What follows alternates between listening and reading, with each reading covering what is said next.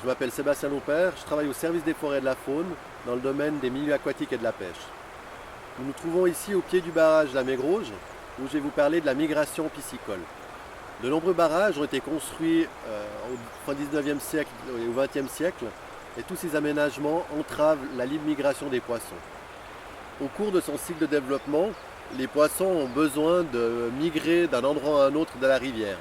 Par exemple, pour la truite, certaines vont vivre en lac et vont se reproduire dans les rivières. Du coup, cette connexion entre le lac et la rivière est évidemment indispensable pour que l'espèce puisse se conserver.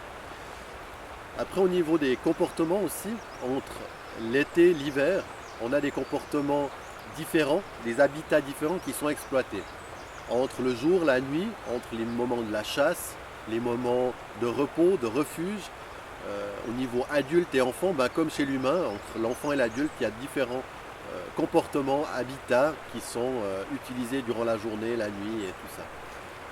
Au barrage de la Mégrouge, afin de rétablir cette migration piscicole, il a été conçu un ascenseur à poissons il y a une dizaine d'années. Lorsque l'ascenseur monte, à la fin, il y a un petit film d'une minute qui permet d'identifier les espèces.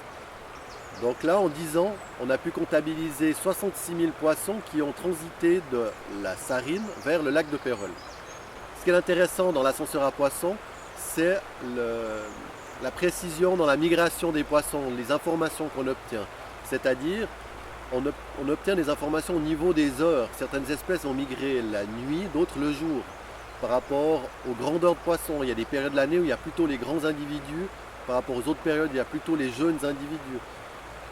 Par rapport au mois de l'année, il y a des poissons qui vont migrer en juin, juillet, quand la température de l'eau est haute, et d'autres vont migrer plutôt mai, août, donc une période plus large.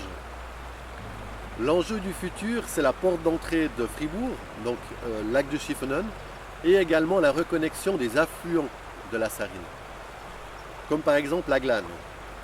Sur la Glane, nous avons 2 barrages au pied de la Glane, et si ces barrages sont rétablis, on permettra à de nombreuses espèces de recoloniser le reste de la Glane et ainsi rétablir la ligne migration pour les poissons et conserver toutes les populations et les espèces de poissons de notre canton.